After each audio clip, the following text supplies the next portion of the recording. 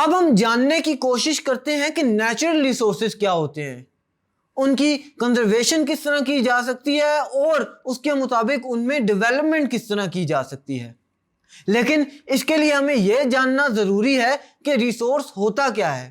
Resource کی اگر ہم ڈیفینیشن پہ جائیں تو resource is simply defined as a means of comfort or help, something one turns to when one is need or in difficulty. یعنی آپ کو کوئی چیز چاہیے, آپ ڈیفیکلٹی میں ہیں یا آپ کی وہ نیڈ ہے, تو ریسورس وہ چیز ہے کہ آپ کو فراہم کی جائے تاکہ آپ کی وہ نیڈ پوری ہو سکے. یہ ہے ریسورس کی ڈیفینیشن. اب بات یہ ہے کہ ہیومن پاپولیشن اٹ سیلف بھی تو ایک ریسورس ہے اور اس کو ہم کہتے ہیں ہیومن ریسورس. ابھی ہم ایک ٹیبل کے تھرو جاننے کی کوشش کریں گے کہ ریسورسز کیا ہوتے ہیں, کس کس قسم کے ہوتے ہیں اور ان کو کس طرح ہم دیکھ سکتے ہیں. یہ ایک ٹیبل آپ کے سامنے دیا گیا ہے جس میں ریسورسز کو بتایا گیا ہے. ریسورسز دو طرح کے دیے گئے ہیں. ایک تو ہیومن ریسورسز جو کہ ہیومن خود ہیں کہ وہ اپنے آپ کو کس طرح پوٹینشلی استعمال کر سکتے ہیں. سیکنڈ نمبر پہ آتے ہیں نیچرل ریسورسز جن کی ہم ابھی مینلی بات کریں گے. نیچرل ریسورسز آگے 4 ٹائپس کے ہیں.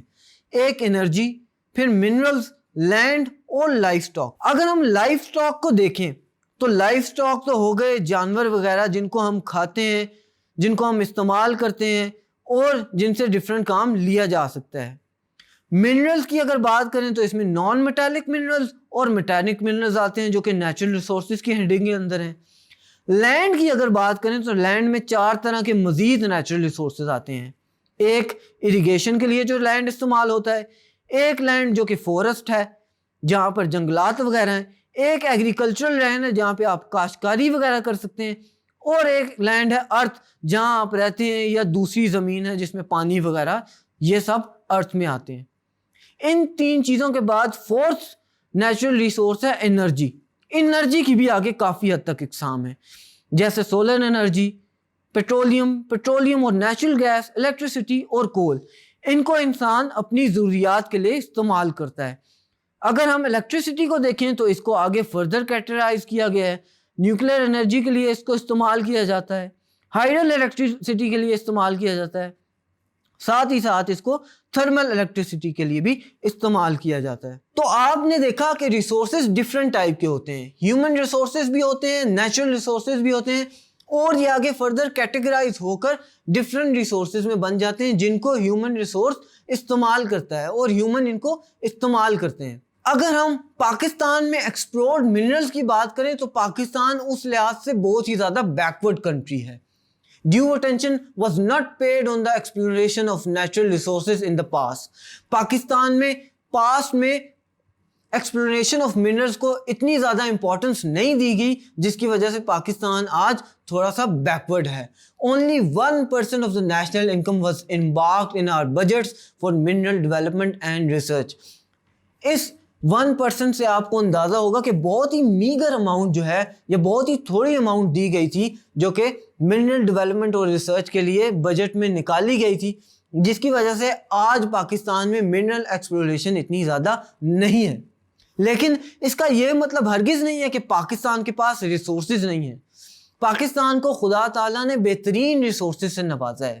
بات یہ ہے کہ ان ریسورسز کو ایکسپلور کس طرح کرنا ہے, ہمارے پاس ابھی وہ طریقہ کار نہیں ہے. اس موقع پر میں قائد اعظم کا ایک فرمان پڑھتا ہوں جو قائد اعظم نے کہا ہے کہ Providence has endowed Pakistan with abundant resources. It was for the people now to explore and exploit these resources to their benefit. یعنی خدا تعالیٰ نے پاکستان کو بہترین چیزوں سے اور بہترین ریسورسز سے نوازا ہے. یہ پاکستان کے لوگوں پر ہے کہ وہ ان ریسورسز کا کس طرح سے استعمال کرتے ہیں. Human population is growing day by day and with this available resources are falling short of human needs.